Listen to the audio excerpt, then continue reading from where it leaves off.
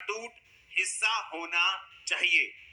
जो परमेश्वर ने ऑर्डर बनाया है, जो सिस्टम बाइबल का बनाया है, मुझे उस ऑर्डर को ब्रेक नहीं करना, ताकि शैतान मेरी जिंदगी में एंटर ना करे, वो मेरी लाइफ में एंट्री ना मारे और ऐसा कोई काम ना करे जो मुझे पसंद नहीं। ऊंची आवाज में हालेलुया बोलो। अब मैंने आपको बताया था कि शैतान जो खुद एक वर्शिपर था, जब एक विश्वासी प्रेज करना, इसलिए मैं कहता हूं जब आप डिलीवरेंस वीक्स में आए तो मैं बड़ा हैरान हो रहा था। जब मैं चर्च में आ रहा था तो 3-3 किलोमीटर लोग अभी भी आ रहे थे और वर्शिप निकल चुकी थी। तो मैं ये सोच रहा था कि इनको अगर वचन का मालूम हो कि वचन में क्या लिखा है तो ये हमेशा वर्शिप शुरू होने से पहले आए। क्यों मालूम? पौलुस और सिलास बंधनों में थे। आधी रात को पौलुस और सिलास भजन गाने लगे थे। शैतान के जकड़े हुए कि बॉन्डेज है, सांगलों में बांधा हुआ है, शैतान ने रुकावट डाली है और लिखा आधी रात को परमेश्वर की आराधना करने लगे। मैंने अपनी लाइफ में नोटिस किया है, जो लोग आराधना करना जानते हैं, आपके घर में एक सिस्टम होना चाहिए। मैंने लोगों में कमी देखी। वो कमी क्या है? जब आराधना शुरू होती है वो प्रेयर करना शुरू कर देते हैं, क्योंकि उस समय क्या होता है, परमेश्वर की प्रेजेंस उतर आती है। जब परमेश्वर की प्रेजेंस होती है वो प्रेयर करना शुरू कर देते हैं। आपको ये मालूम होना चाहिए प्रेयर का एक टाइम है। जब वर्शिप चल रही है तो क्यों वर्शिप चल रही है? क्योंकि जैसे ही पौलुस और सिलास ने आधी रात को आराधना की, बाइबल कहती है आसमान से दूत उतरे, धरती हिली, भूकंप हुआ, उनकी चेन्स टूट गई और परमेश्वर ने उस जेल से उसको आजाद किया, बल्कि जेल के दरोगा को भी हिलाकर उसके पूरे घराने को बपतिस्मे के लिए तैयार कर दिया। कैसे हुआ? वर्शिप से। लेकिन आज जब वर्शिप स्टार्ट होती है तो आत्मा उतरने लगता है। जब आत्मा उतरने लगता है हमें लगता है कि अब प्रेयर करनी चाहिए और हम प्रेयर करने लगते, प्रभु जी आज तेरा दास मुझसे प्रभु जी मेरी बीमारी को ठीक करो, प्रभु आज मेरे बंधनों को तोड़ दे। हम ऐसा करने लगते हैं, जबकि हमें यह नहीं मालूम कि प्रेज एंड वर्शिप जो है वो आपको शैतानी बंधनों से, बॉन्डेजेस से, बीमारियों से, जो कुछ शैतान ने आपको दिया है, आपको उससे फ्री करती है।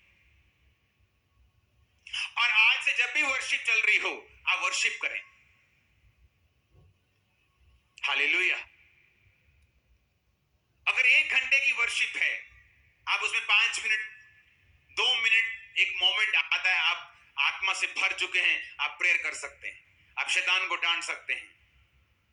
पवित्र आत्मा ने बहुत आपको उभार दिया, किसी खास जन के लिए जो बचा नहीं है, सेव नहीं है, आप उसके लिए प्रेयर कर सकते हैं। लेकिन एवरी टाइम जो वर्शिप चले आप कंटिन्यू प्रेयर में है, क्योंकि आपको वचन की नॉलेज नहीं है।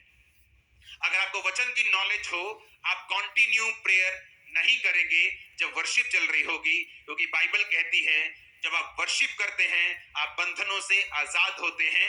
जब आप आराधना करते हैं आपके बंधन जो है वो टूटते हैं। हालेलुया। और इसीलिए हमें वचन से भरपूर होना है। अगर वचन की शिक्षा से भरपूर होंगे, हमें मालूम होगा वर्शिप के टाइम वर्शिप करनी है, टेस्टिमनीज के टाइम सुनना है, क्योंकि बाइबल कहती है विश्वास सुनने से, और सुनना मसीह के वचनों से। सिर्फ वचनों को सुनना नहीं, वचनों से जो गवाहियां हो रही हैं उनको भी सुनने से आपका विश्वास बढ़ता है। तो चर्च में जो कुछ हो रहा है, चाहे वो गवाहियां हो, चाहे वो टेस्टिमनीज आप सुन रहे हो, चाहे वर्शिप हो रही हो, आपको उस पूरी मीटिंग में हिस्सा लेना होता है ताकि परमेश्वर का आत्मा आपको पूरी रीति के साथ डिलीवर कर सके। अगर आपको चर्च में आना ही है, टाइम निकालना ही है, तो क्यों नहीं हम जल्दी आए? क्यों नहीं? आज वर्शिप के टाइम 70% चर्च भरी थी। सुधर गए हो आप लोग, लेकिन अभी भी लाखों लोग लाइंस में थे। अगर मुझे आना ही है चर्च तो मैं क्यों नहीं समय पर आऊं, ताकि मैं वर्शिप वाला पार्ट जो है वो मिस ना करूं, क्योंकि मुझे मालूम है कि अगर मैं वर्शिप करूंगा तो मैं डिलीवर होऊंगा, मैं आजाद होऊंगा। अपने पड़ोसी को बोलो वर्शिप कर। फिर से बोलो ऊंची आवाज में, फिर से बोलो ऊंची आवाज में। Hallelujah, hallelujah. जब पौलुस और सिलास आराधना कर रहे थे, परमेश्वर ने छुड़ाया। वो रो भी सकते थे, रो रो के मांग भी सकते थे कि प्रभु को अपनी महिमा के लिए छुड़ा, लेकिन उन्हें भी वचन मालूम था। इसीलिए अगर आप देखेंगे तो शैतान वर्शिपर से नफरत करता है, गड़बड़ियां पैदा करने की कोशिश करता है, बीमार करने की उनको कोशिश करता है। जब वर्शिप चल रही होगी आपका ध्यान भटकाने की कोशिश करता है, क्योंकि उसे मालूम है अगर आप वर्शिप करेंगे, अगर आप बोल रहे हैं कि यीशु तू सब कुछ कर सकता है वर्शिप में, तो आप अट्रैक्ट कर रहे हैं उस अनॉइंटिंग को जो आपकी लाइफ में सब कुछ पॉसिबल कर देगी।